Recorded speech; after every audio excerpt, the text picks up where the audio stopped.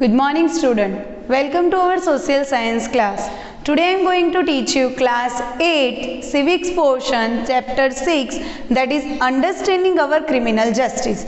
मतलब कि पहले के जो प्रीवियस चैप्टर था उसमें हमने क्या स्टडी किया कि किस तरीके से नॉर्मल पर्सन लॉ को किस तरीके से नॉर्मल पर्सन कोर्ट को अप्रोच कर सकता है, क्या उसके आर्टिकल 21 के अकॉर्डिंग उसके क्या फंडामेंटल राइट्स है, वो सभी हम यहाँ पे स्टडी किया था। अब इस चैप्टर में हम ये स्टडी करेंगे जो क्रिमिनल है, क्रिमिनल जस्टिस है, वो किस तरीके से मिलेगा और उसमें कौन सी सिस्टम है और कौन सी प्रोसीजर है। When we see someone violating the law, we immediately think of informing the police. मतलब कि हमको पता है कि जब हम देखते हैं कि किसी के साथ कुछ गलत हो रहा है तो हम किसको इन्फॉर्म करते हैं? पुलिस को।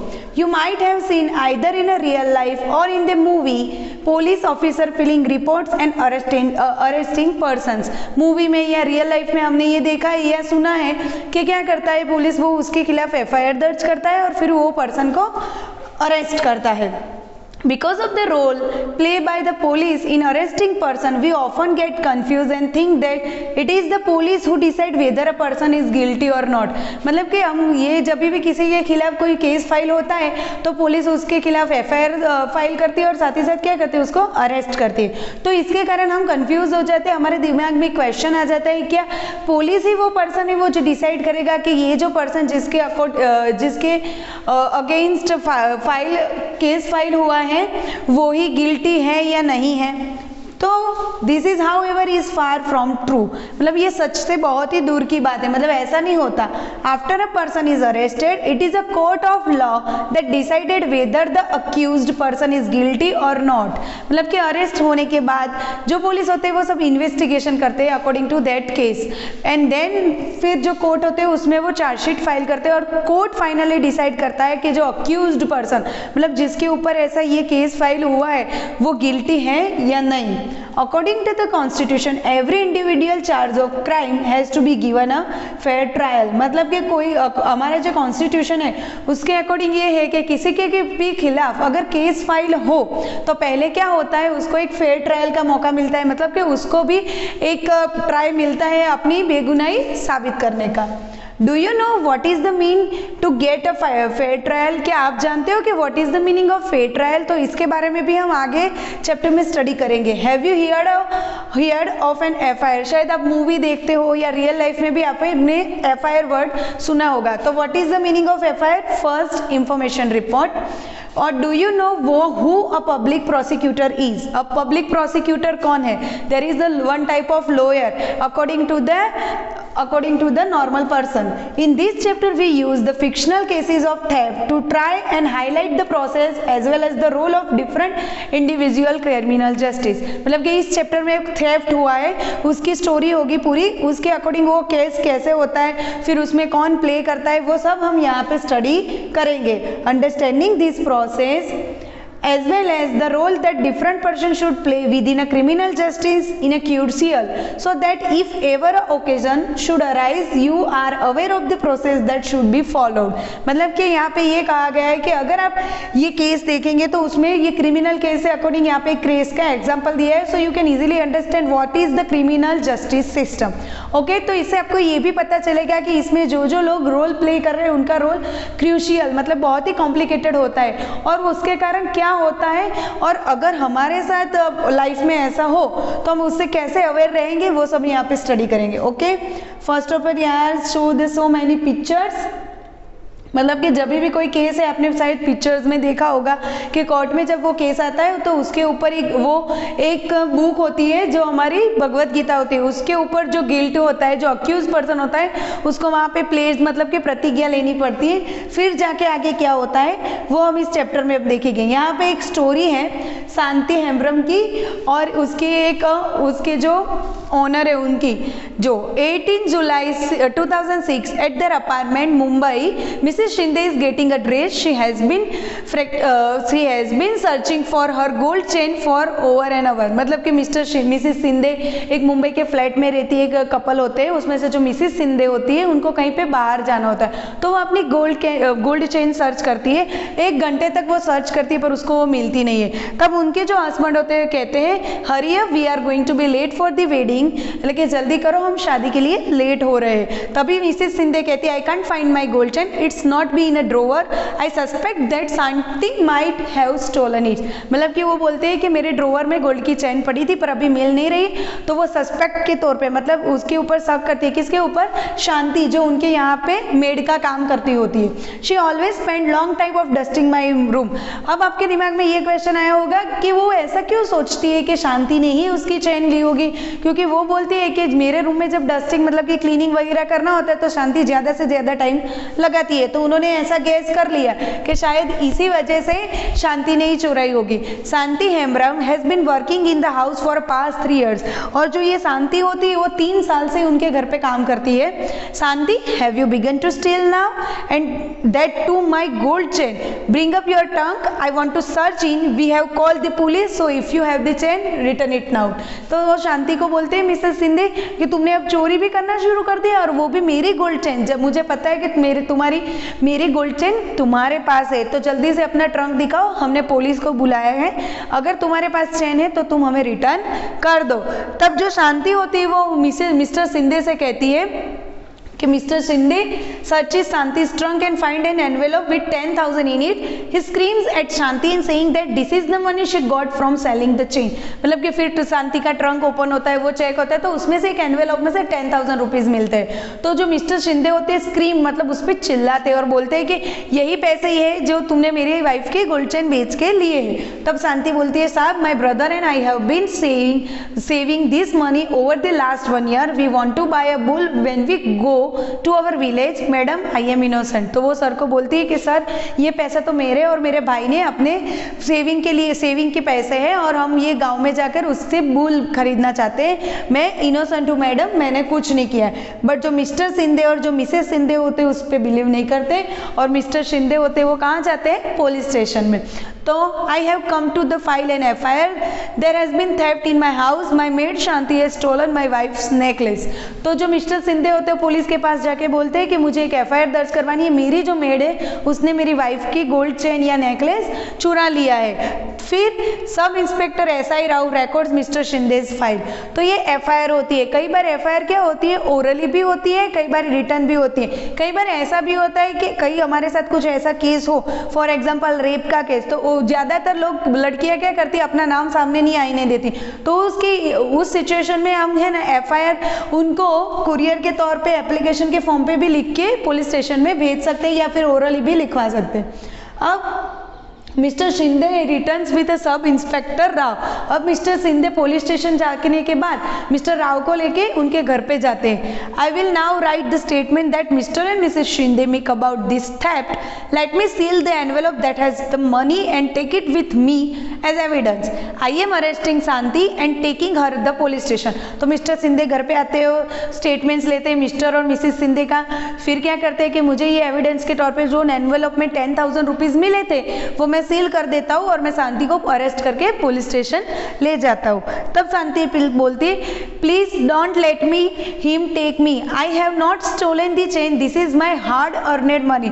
प्लीज मुझे पुलिस स्टेशन मत ले जाइए, ये जो मेरे पैसे हैं वो मेरी मेहनत की कमाई है और मैंने चोरी नहीं की है। बट जो पुलिस होते हैं वो उनकी बात नहीं सुनते और उसको पुलिस स्टेशन ले जाते।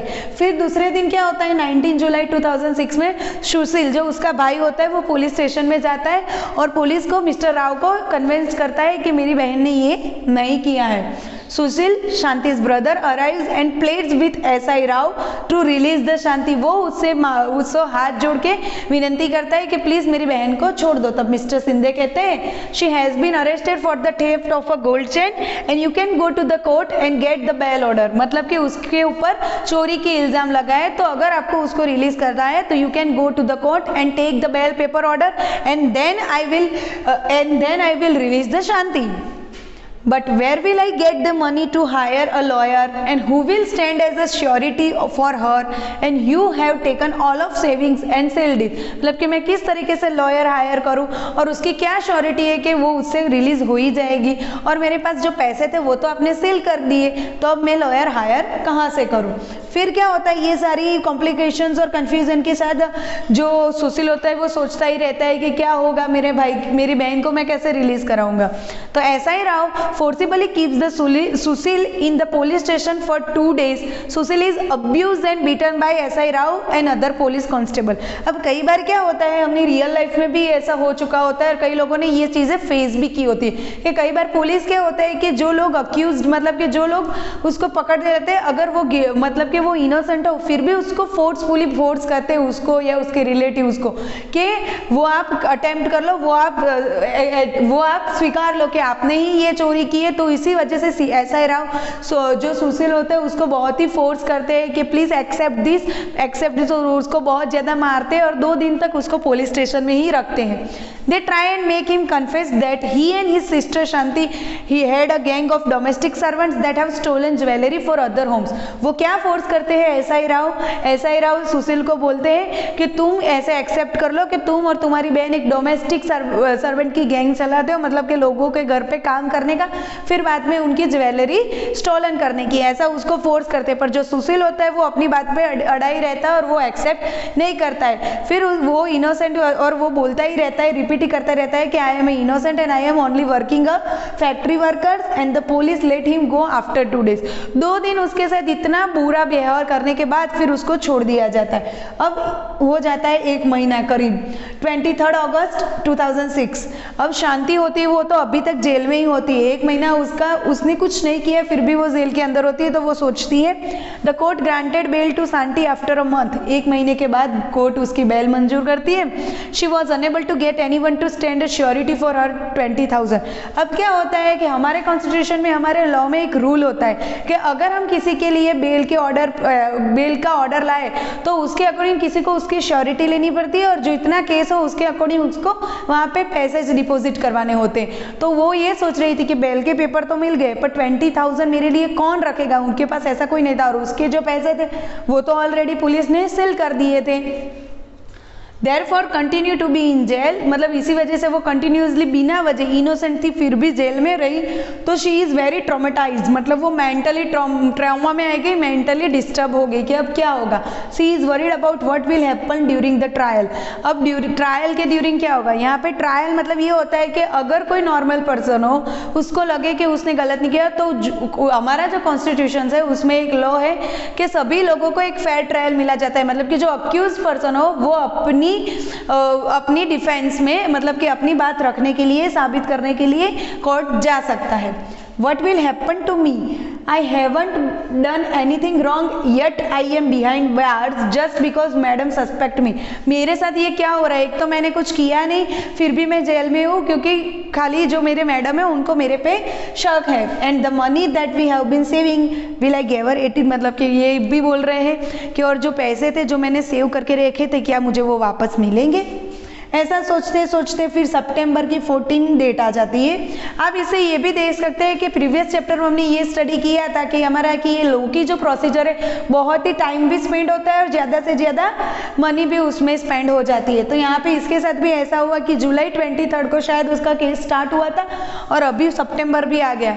The police file a chargesheet in magistrate court. अब क्या होता है कि अगर कोई पुलिस हो, कोई पर्सन अक्यूज्ड पर्सन हो, उसको अरेस्ट करे, उसके अगेंस्ट एफआईआर फाइल करें, तो एफआईआर फाइल करने के बाद वो केस में इन्वेस्टिगेट करते हैं। अब केस में इन्वेस्टिगेट करने के बाद एक चार्जशीट फाइल करता है और वो चार्जशीट जब वो सबमिट करवाता है कोर्ट में तब जाके कोर्ट में ये केस हियरिंग पे आता है। The court gives a copy of chargesheet including statements of witness to Shanti and Shanti tell the court that she has no lawyer to defend her against this false case of theft. फिर क्या होता है कि ऐसा rules ही है कि अगर हमारे अगेंस्ट किसी ने केस फाइल किया हो और फिर चार्जशीट दाखिल हो तो चार्जशीट की एक कॉपी विथ विटनेस पेपर्स के साथ जो अक्यूज्ड पर्सन होता है, मतलब जिसके खिलाफ केस फाइल हुआ है, उसको देने की जिम्मेदारी कोर्ट की होती है। अब जो शांति होती है वो तो कोर्ट को बताती है कि मेरे पास मेरी बेगुनाही का ये झूठा चोरी का केस लड़ने के लिए मेरे बिहाफ में कोई लॉयर नहीं है। The magistrate appoint advocate Kamla Roy as a Shanti's defence lawyer at the government expense. तो अब ये जब पता चलता है तो मैजिस्ट्रेट होते हैं वो कमला रॉय करके एक एडवोकेट होते हैं, डिफेंस एडवोकेट, उसको हायर करते हैं और उसका जो भी खर्च होता है वो गवर्नमेंट देती है। तो यहाँ पे आपके दिमाग में ये भी आया कि what is the meaning of defence lawyer. कई बार क्या होता है कि कोई भी जब अगर केस फाइल करना हो, करे तो वो जो जिसके खिलाफ केस फाइल हुआ हो वो अगर फाइनेंशियली वीक हो, पुअर हो या कुछ डिसेबिलिटी के कारण वो केस के लिए लॉयर हायर नहीं कर सकता है, तब उस केस में जो गवर्नमेंट होती है वो उनके बिहाफ में एक डिफेंस लॉयर हायर करता है और सारी जो रिस्पॉन्सिबिलिटी होती है उसके एक्सपेंस की वो गवर्नमेंट लेता है। That is why that is called defence lawyer. और जो रिच पर्सन हो, फाइनेंशियली स्ट्रांग हो, वो तो अपने अकॉर्डिंग आप उसको जो भी लॉयर रखना हो वो लॉयर रख सकता है। According to Article 22 of the Constitution, every person has a fundamental right to be defended by a lawyer। मतलब कि हमने आगे प्रीवियस चैप्टर में पढ़ा था कि हमारे जो कॉन्स्टिट्यूशन है वो में जो आर्टिकल 22 है उसके अकॉर्डिंग क्या है कि अगर किसी के फंडामेंटल राइट्स वायोलेट हो रहे हो तो वो उसके खिलाफ कोर्ट को अप्रोच भी कर सकता है और साथ ही साथ अगर वो डिसेबिलिटी हो, पुअर्टी हो या डिसेबल हो फाइनेंशियली तो फिर उसको हायर करता है गवर्नमेंट lawyer।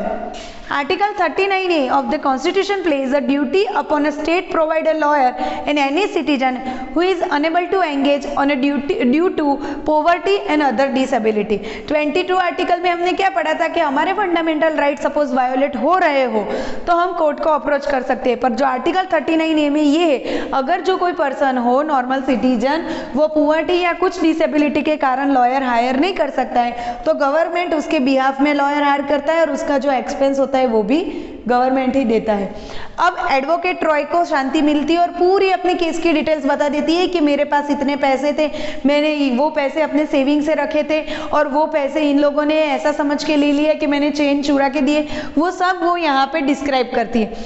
अब जाके क्या होता है कि दिसंबर में उसकी केस की हियरिंग आती है। आप देख सकते हो कि केस स्टार्ट कब हुआ था, जुलाई में, exact 5 months after the case start the court frame a charge of theft Mrs शिंदे's gold chain in possession of money 10,000 got from selling stolen property against शांति। मतलब कि केस क्या फाइल हुआ था कि गोल्ड चेन मिसेस शिंदे की शांति ने चुरा लिए और उसको बेच के उसने 10,000 रुपीज भी लिए हैं। I pleaded not guilty and I claim a trial। तब जाके शांति बोलती है कि मैंने कुछ गलती नहीं की है और मैं ट्रायल फाइल करना मतलब मैं भी अपने डिफेंस में केस फाइल करना चाहती हूँ। तब जाके फिर केस की स्टार्टिंग होती है। फर्स्ट हियरिंग कब स्टार्ट होती है, 8 मार्च 2007 में। The public prosecutors appear in the case on the behalf of the state. जैसे हमने डिफेंस लॉयर सुना, अब ये public prosecutor is the one type of lawyer, but how that call the public prosecutor, मतलब कि कोई भी जो क्रिमिनल केस हो, मतलब ये थेफ्ट का केस है, वो अकेली शांति के नहीं पूरे स्टेट पूरी कम्युनिटी के खिलाफ हुआ है। मतलब कि जो मर्डर का केस हो या थेफ्ट का केस हो या किसी ने किसी के साथ कुछ गफला किया हो या कुछ भी हो, तो ऐसा जो भी केस हो वो पूरी कम्युनिटी या स्टेट के अगेंस्ट होता है, ना कि अकेले वन पर्सन के अगेंस्ट। तब जाके सामने वाला जो केस होता है उसमें कौन होता है, पब्लिक प्रोसिक्यूटर। तो public prosecutor in the case on the behalf of state he present Mrs and Mr Shinde as key witness. उसमें वो की विटनेस मतलब कि अब वो उनके अकॉर्डिंग केस नहीं होता है, वो की विटनेस बन जाते हैं। कौन, मिस्टर एंड मिसेस शिंदे। अब केस की हियरिंग स्टार्ट होती है तो जो पब्लिक प्रोसिक्यूटर होते हैं वो कहते हैं, so tell me Mrs Shinde how did the gold chain go missing. आप मुझे बताइए आपकी चेन कैसे गुम हो गई। तब मिसेस शिंदे कहते हैं, I had kept my chain in the drawer, Shanti stole it, no other outsider except Shanti goes into my room and Mr. Shinde searched her trunk in front of me. We were shocked to find the 10,000 rupees in an envelope and Shanti got this money from the selling my gold chain and she is a thief। वो बोलते हैं कि मेरी chain ढूंढ रही थी, मेरी chain मिली नहीं, ज़्यादातर मैं मेरी चेन ड्रॉवर में रखती हूँ और शांति के अलावा बाहर का कोई भी पर्सन मेरे रूम में नहीं आता है। तब मैं मेरे हस्बैंड को बताती हूँ और मेरे हस्बैंड मेरे ही सामने उसके ट्रंक ओपन करते तो उसमें से 10,000 रुपीज मिलते जो उसने मेरी चेन चुरा के खरीदा और वही चोर है। तब जो वो एडवोकेट रॉय होती है, जो डिफेंस लॉयर जो शांति के बिहाफ में केस फाइट कर रही है, next advocate Roy cross examine, मतलब ये जो मिसेस शिंदे ने बोला उसको क्रॉस एग्जामिन करते हुए बोलते, so what you basically saying is that you did not see the Shanti steel the chain. मतलब बेसिकली आप ये कहना चाहते हो कि आपने शांति को खुद नहीं देखा है चेन चुराते हुए, not did you recover the chain on Shanti, और आपको शांति के पास से चेन भी नहीं मिली है। Also in the 3 years that she has work for you, और साथ ही साथ वो 3 साल से आपके घर में काम कर रही है और 3 साल में कभी भी कोई चोरी आपके घर में से नहीं हुई है, और आप उसको उसके काम के रेगुलरली पर मंथ 10,000 रुपीज़ और 1,000 रुपीज़ भी देते हो। तो फिर मिसिस रॉय कहती है हाँ ये बात सही है।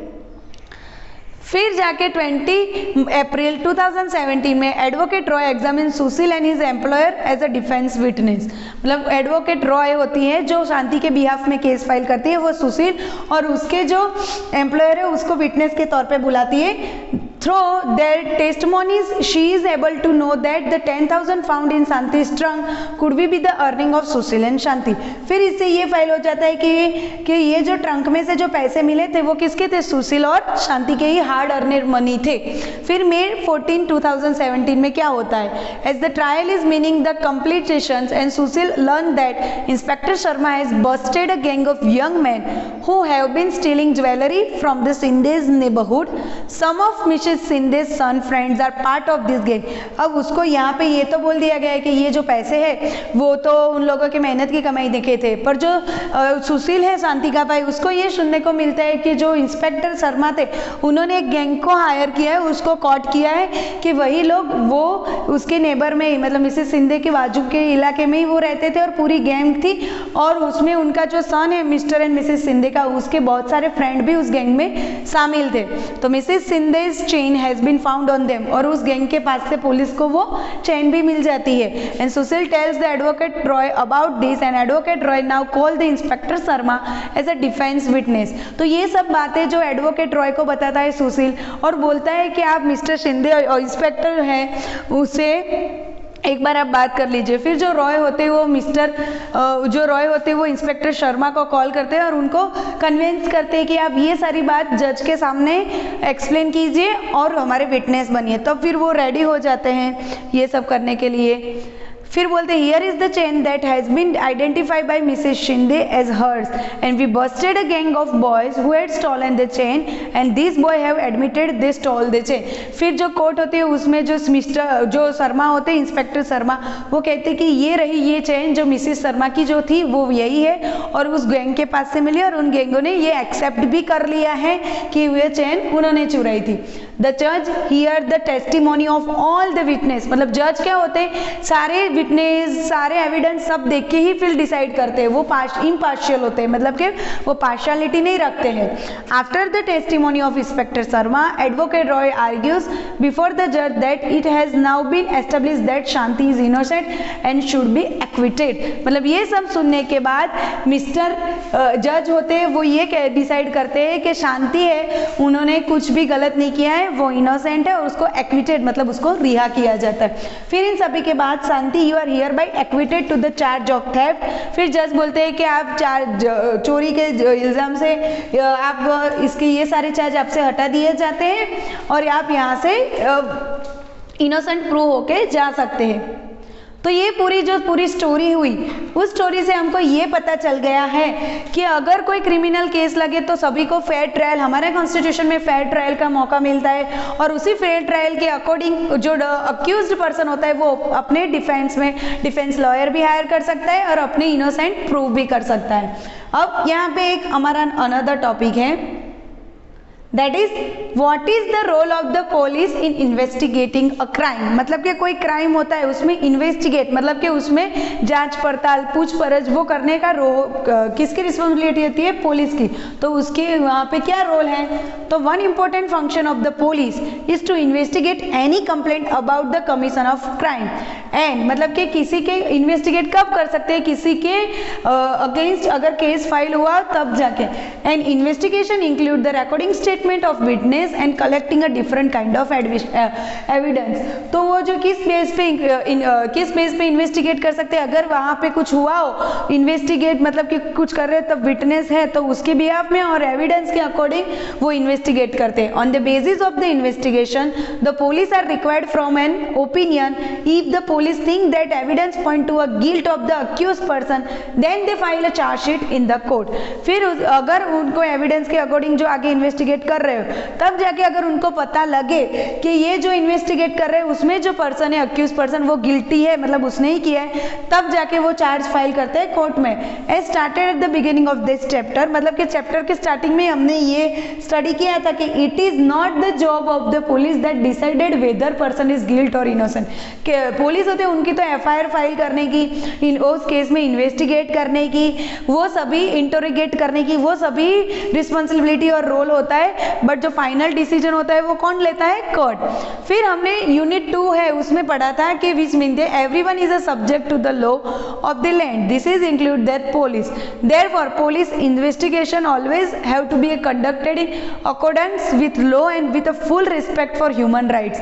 मतलब जो पुलिस होते हैं वो लोगों के बिहाफ, मतलब कि लोगों के साथ वो इन्वेस्टिगेट कर सकते हैं, पर उनके ह्यूमन राइट्स वायोलेट नहीं होना चाहिए, वो भी ध्यान में रखना चाहिए। The Supreme Court has laid down the guidelines that the police must follow the time of arrest, detentions and interrogations. मतलब जो हमारे सुप्रीम कोर्ट है आर्टिकल 22 में, हमारे कॉन्स्टिट्यूशन में सुप्रीम कोर्ट ने एक गाइडलाइन फॉलो करने को बोला है। पुलिस को अगर किसी के अगेंस्ट इंटरोगेट करना हो, किसी के अगेंस्ट फाइल चार्ज करनी हो, कुछ भी करना हो, तो वो गाइडलाइन को उसको फॉलो करना जरूरी होता है। The police are not allowed to torture or beat or shoot anyone during the investigation. क्या होता है कि allowed to torture or beat or shoot anyone during the investigation. Police के पास ये राइट नहीं होता है, वो अगर किसी को अगर इन्वेस्टिगेशन के लिए ले जाए तो ना उसको मार सकता है, ना उसको टॉर्चर भी कर सकता है। They can not inflict any form of punishment on a person even for a पेटी ऑफेंस।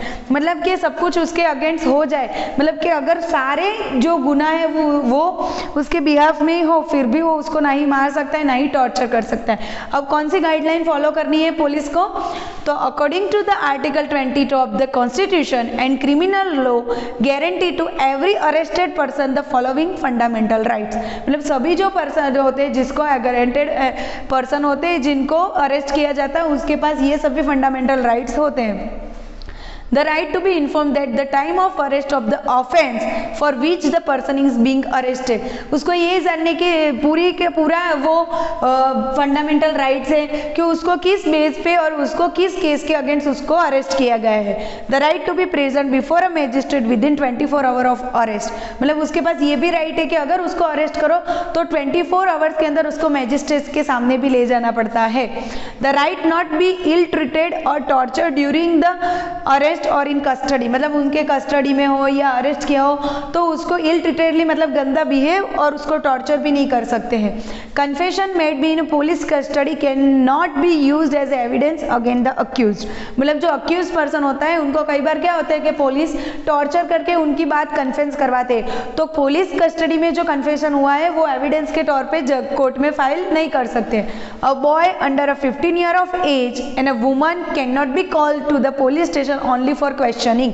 हमारे लॉ में ये भी है कि 15 साल से छोटा लड़का हो और कोई भी वुमेन हो, उसको ओनली फॉर क्वेश्चनिंग के लिए कभी भी पुलिस स्टेशन में उसको नहीं बुलाया जा सकता। अगर किसी लेडीज के साथ भी ऐसा हो तो फिर वो उस पुलिस इंस्पेक्टर के अगेंस्ट केस भी फाइल कर सकती है और अपने फंडामेंटल राइट्स के खिलाफ आवाज भी उठा सकती है।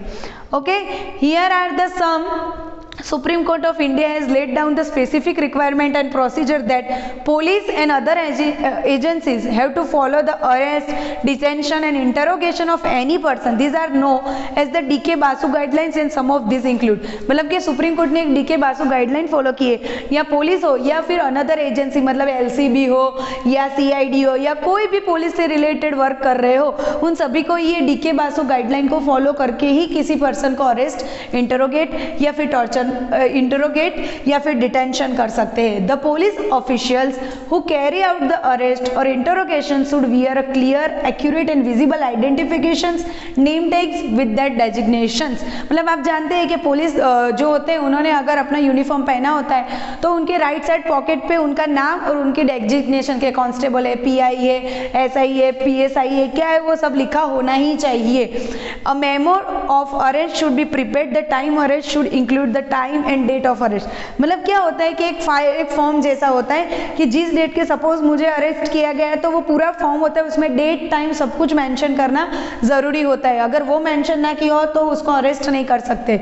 It should also arrested bye least one witness who could include a family member of the person arrested. मतलब कि अगर कोई विटनेस हो तो उसके साइन लिए जाते हैं, जो इसको अरेस्ट किया हो जिस टाइम पे जिसके सामने अरेस्ट किया हो, या तो उसका फैमिली मेंबर होना चाहिए या कोई भी पर्सन होना चाहिए, उसकी साइन भी लेना जरूरी होती है। और the arrest memo should be counter sign by the person arrested. और जो मेमो होता है उस अरेस्टेड मेमो, उसके ऊपर या हम उसको बोल सकते हैं वारंट, जो आपने मूवीज में ज्यादातर सर्च वारंट्स ये बात सुनी होगी। तो ये जो वारंट या फिर जो ये मेमो होता है उसपे जिसको हमने अरेस्ट किया है उसकी भी साइन लेनी जरूरी होती है। द पर्सन अरेस्टेड, डिटेन और being interrogate has the right to inform relative, friend और वेल विशर। मतलब अगर उसको इंटरोगेट किया जाता हो या उसको हमने अरेस्ट किया जाता है तो पुलिस की रिस्पॉन्सिबिलिटी होती है उसके कोई वेल विशर या उसके फैमिली मेंबर को इन्फॉर्म करने की कि इसको अरेस्ट किया है। व्हेन अ फ्रेंड और relative lives outside of the district, the time, place, arrest and venue of custody must be notice by police with in 8 to 12 hours after arrest. मतलब कि क्या होता है कि अगर किसी को अरेस्ट किया जाए और वो जो पर्सन हो उसके जो रिलेटिव्स हो वो आउट ऑफ डिस्ट्रिक्ट या आउट ऑफ सिटी रहते हो, तो पुलिस की ये रिस्पॉन्सिबिलिटी है कि उसको अरेस्ट करने के बाद 8 to 12 आवर्स के बिटवीन में उसके रिलेटिव्स को ये सारी चीज़ें इन्फॉर्म करना ज़रूरी है। देखो here are the pictures of FIR, इस तरीके से FIR होती है। अब यहाँ पे हम स्टडी करेंगे what is the meaning of FIR, that is the full form is first information report. It is with an registration for an FIR that the police can beginning their investigation into crime. मतलब ये एक क्या होता है कि पूरा registration कराना पड़ता है तभी जाके पुलिस उस क्राइम के अगेंस्ट इन्वेस्टिगेट कर सकती है। The law state that it compulsory for an officer in charge of police station to register a FIR whenever a person give information about the cognizable offence. मतलब कि क्या होता है कि ये पुलिस की रिस्पॉन्सिबिलिटी होती है कि उस टाइम पे चार्ज पे जो भी पुलिस होता है उसकी रिस्पॉन्सिबिलिटी होती है ये FIR फाइल करने की। And this information can be given to the police either orally और रिटन। मतलब आप फेस टू फेस आके भी उनको बोल सकते हैं या रिटर्न में भी आप उनको वो लिखवा सकते हैं। The FIR usually mention the date, time and place of the offence, detail the basic fact of the offence and including the descriptions of the events. मतलब कि कहाँ पे कितने बजे ये क्राइम हुआ, वो फिर क्यों हुआ, किस तरीके से हुआ, अगर कोई विटनेस हो तो वो सभी भी चीजें यहाँ पे मेंशन करनी जरूरी होती है FIR में। The FIR also state the name and address of the complaint. मतलब जिसने कंप्लेंट फाइल की उसका नेम और एड्रेस भी होता है। And that is the prescribe for in which the police register FIR and sign by the complaint. और वो एक ऐसा रजिस्टर होता है जिसमें अगर मैंने कंप्लेंट की है तो नीचे मुझे मेरा नेम एड्रेस के साथ साइन भी करनी पड़ती है। The complaint also has a legal right to get a free copy of FIR from the police. अब यहाँ पे क्या है कि हमने FIR तो किसी के भी फाइल करवा दी, पर ये हमारा राइट्स है कि हम उनसे, और पुलिस की रिस्पॉन्सिबिलिटी है कि जो ये जो FIR होती है उसकी एक फ्री कॉपी वो कंप्लेंट जिसने की उसको देनी जरूरी होती है। सपोज आप भी अपने फ्यूचर में जान सकते हैं कि अगर आप किसी के खिलाफ FIR दर्ज करवा रहे हो तो ये आपका राइट्स है और पुलिस की रिस्पॉन्सिबिलिटी है कि आपको ही उनसे एक फ्री कॉपी ले सकते हो। ओके अब यहाँ पे हमारा अनदर टॉपिक है that is what is the role of public prosecutor. अभी हमने आगे ही ये वर्ड सुना था पब्लिक प्रोसिक्यूटर। तो पब्लिक प्रोसिक्यूटर क्या होता है कि ज्यादातर जो क्राइम जो होता है, वो जो क्राइम होता है, जो क्रिमिनल क्राइम होता है वो पूरे एक पर्सन नहीं पर पूरी कम्युनिटी या स्टेट के अगेंस्ट होता है। तो इसी वजह से उस टाइम पे जो लॉयर होते हैं वो गवर्नमेंट हायर करते हैं जिसको पब्लिक प्रोसिक्यूटर कहते हैं। A criminal offence is regarded a public wrong what is the mean that is considered to have been committed not only against the affected victim but against the society as well। मतलब कि ये जो criminal crime हुआ है अकेला public की effect नहीं करता है, विक्टिम को इफेक्ट नहीं करता है, पर पूरी सोसाइटी को इफेक्ट करता है। Do you remember the case of dowry death of Sudha that we read about in previous chapter. Previous chapter में हमने एक स्टोरी पढ़ी थी डाउरी डेथ की सुधा की। उसके हस्बैंड लक्ष्मण और उनकी जो सास थी उन्होंने उसको जिंदा जला दिया था, फिर उनके अगेंस्ट केस फाइल की थी। तो जब वो केस फाइल हुई थी वो किसके अगेंस्ट हुई थी? Family was presented by the state. तो वो this is why the case called the state versus Lakshman Kumar. तो दैट इज व्हाई वो जो केस था वो किसके खिलाफ था? लक्ष्मण कुमार और स्टेट के खिलाफ। Similar above case called the state versus Shanti Hembrom, मतलब आगे का जो भी केस देखा अगर वो भी था, वो किसके खिलाफ था, स्टेट वर्सेस शांति हेम्ब्रम। तो उसी टाइम पे मतलब कि पब्लिक प्रोसिक्यूटर कब आता है और उसका रोल क्या होता है कि अगर जो क्रिमिनल क्राइम है वो अकेले विक्टिम नहीं पर पूरी कम्युनिटी या पूरी स्टेट के अफेक्ट करता है और उसके खिलाफ होता है, that is why the public prosecutor play a major role. In court, it is the public prosecutor who represents the interest of the state. The role of prosecutor begins when the police has conducted the investigation and filed the charge in the court. अब public prosecutor है, उसका role कब start होता है कि जब police होते हैं वो क्राइम को इन्वेस्टिगेट करके उसकी चार्जशीट फाइल करते हैं कोर्ट में, तब जाके उसका रोल प्ले होता है। And he and she is no role play in the investigation. Investigation में उनका कोई रोल नहीं होता है, किसका, पब्लिक प्रोसिक्यूटर का। The public prosecutor must conduct the procession on behalf of state. As an officer of the court, it is his or her duty to act the impartially and present the full and material fact, witness, evidence before the court and enable the court to decide the case. मतलब जो public prosecutor होता है वो impartially होता है, मतलब किसी एक के मतलब कि किसी एक में नहीं होता है, वो इम्पार्शली होता है, वो पार्शल नहीं होता है, ना ही एक साइड होता है, और सारा जो केस से रिलेटेड मटेरियल, फैक्ट, विटनेस उसको ध्यान रखते ही वो केस के अगेंस्ट फाइल की हो उसके अगेंस्ट वो कर सकता है।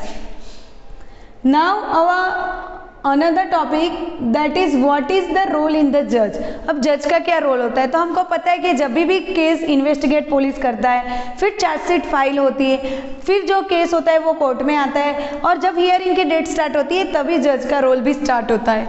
द जज is like an umpire in a game and conduct the trial impartially and in open court. मतलब कि ये जो जज होते हैं उनका एक वो किस तरीके का काम करते हैं, लाइक एन एम्पायर, मतलब गेम में जो एम्पायर होते हैं कि वो फाइनल डिसीजन करते, वो प्ले कोर्ट में जज का होता है। जज here all the witness and any other evidence present by the prosecutions and the defence. मतलब दोनों ही जो लॉयर हो,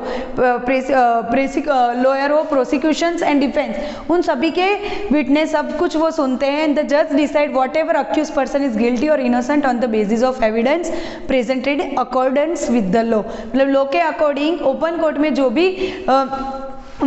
भी एविडेंस होते हैं उसको सुनने के बाद ही जज डिसाइड करते हैं कि अक्यूज पर्सन इज गिल्टी है या इनोसेंट है। If the accused person is convicted then the जज प्रोनाउंसेस द सेंटेंस। अगर अक्यूज पर्सन है उसकी जो गलती है वो साबित हो जाती है तो जब प्रोनाउंस करते हैं, मतलब कहते हैं he may send the person on jail और इम्पोज द फाइन और both depending on what the law prescribes. मतलब वो जज होते हैं वो जो पर्सन होता है उसको जो क्या होता है फाइन भरना पड़ता हो तो वो, या उसको जेल हो तो वो, या जो दोनों वो के जेल है या कुछ भी है, वो सारा डिसीजन लोग के हिसाब से उस केस में किस तरीके से होता है वो करते हैं।